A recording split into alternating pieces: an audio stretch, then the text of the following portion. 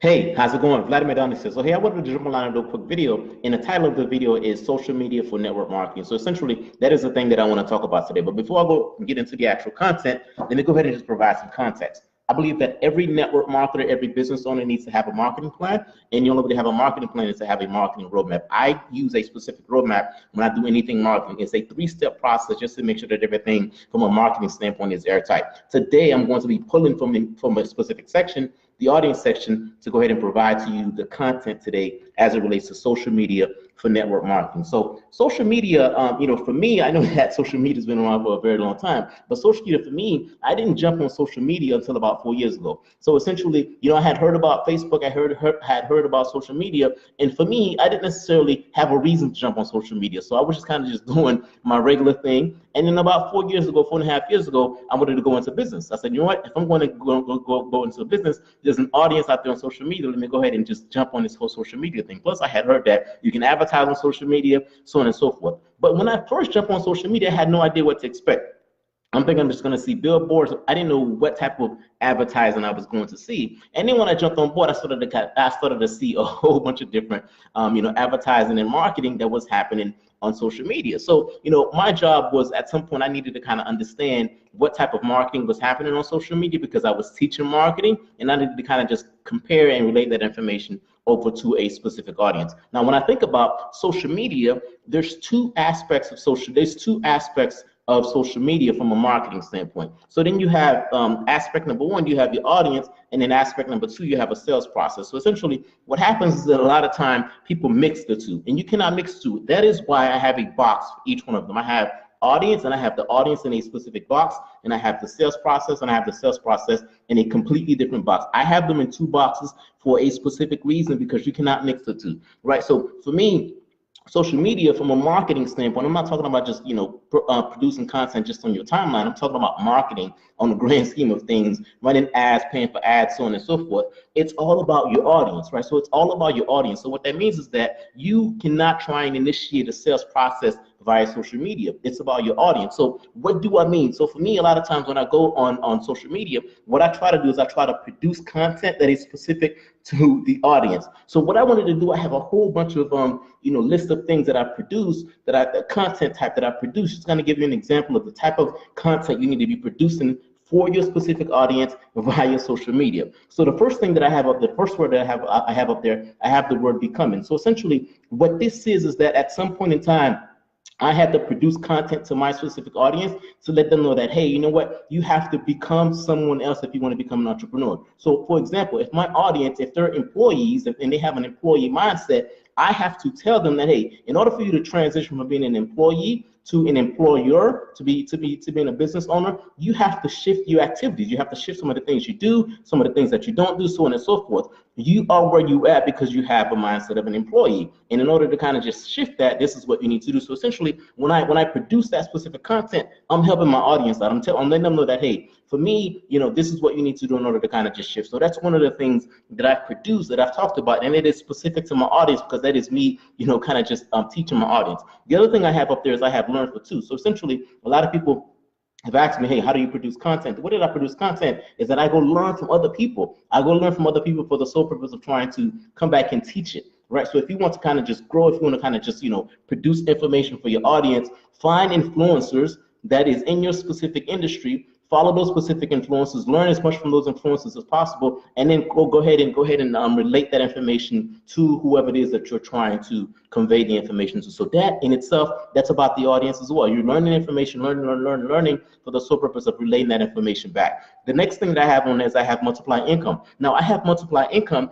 Specifically what this means is that if you're in business, you're in the business of multiplying capital. And this specific content, why is that important for my audience? My audience needs to understand that, hey, if you have funds, if you have money, keeping the money in your pocket and then leaving it in the bank, that is not the way for you to grow a business. The way for you to grow a business is for you to go ahead and invest that money in your business, invest that money in yourself, so that way it can multiply.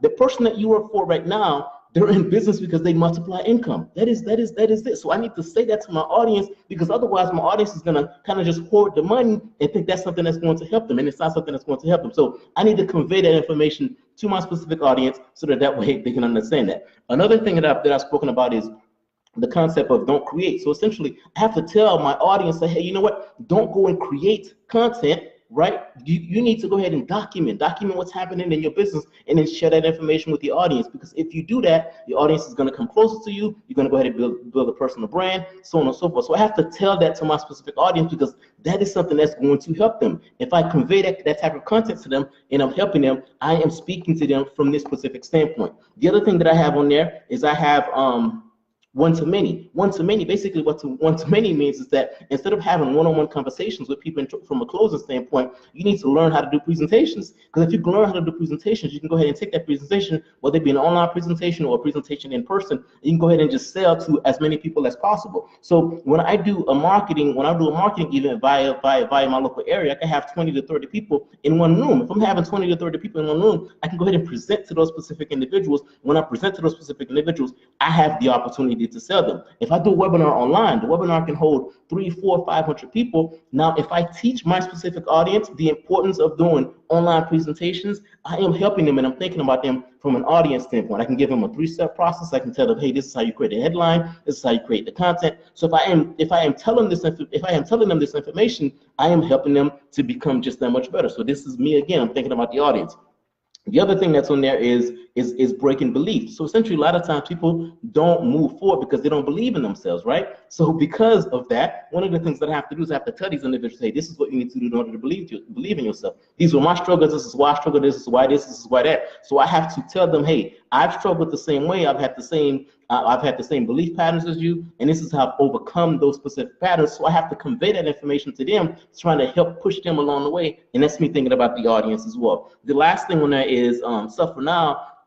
Suffer now, but become a champion later down the line. Not so long ago, I produced some content around that specific thing to say that, hey, you know what? In order for you to kind of just go to the next step, you have to be uncomfortable. You have to go ahead and suffer now, whether it be, you not getting enough sleep, whatever it is, you have to become uncomfortable. And that specific thing, that's the motivational thing. So from a motivational standpoint, I know that I have to motivate my specific audience, because if I don't motivate my audience, right, I'm not helping them go from step 1 to step 2. To become a champion, you have to suffer. So for me, if I want to become a YouTuber, I have to probably produce 300, 400, 500 videos. I don't care how many videos it takes. I'm going to produce as many videos as possible because I want to be an influencer. If I want to be an influencer, I have to suffer now, right? And then later down the line, I can go ahead and get the results. So all of these right here are content that is specific to my audience. So that's all I'm trying to do. I'm trying to give them content to help them, so that way when I help them, they can say, you know what, hey, this is Vladimir guy, he's produced content and the content has helped me. So now that specific individual is going to move to the next box. And that next box is my sales process. My sales process could be an online webinar. My sales process could be, hey, call me. My sales process could be, hey, give me a phone call. Whatever my next step is, I can now take them to the next step, because I've provided them with content, and the content that I've provided them with, I've kept them in mind. I provided them with content that's going to be specific and that's going to help them. So from a social media standpoint, when I think about social media, that's how I think about social media. So that's social media for network marketing, that's social media for any business that you're in. You have to produce content that's going to help the specific audience. One of the things that my partner and I were doing is that later on this week, we're hosting a free web class. Web class has 2 goals. Goal number 1 is going to show you how to generate a lead online and turn that lead into a customer. And then goal number 2 is essentially going to show you how to use that, with automation online without bugging your friends and family. The other thing that I'm working on is that if you're not in network marketing, but you need marketing help, is I can be your marketing guy. If I become your marketing guy, we're going to work on 3 things. We're going to work on making sure that you can reach more people, engage more people, and attract more people. And then we're going to implement this specific roadmap just to make sure that from a marketing standpoint, everything is specific and everything is airtight. So, hey, that's my time. Thanks for listening. I'll talk to you soon.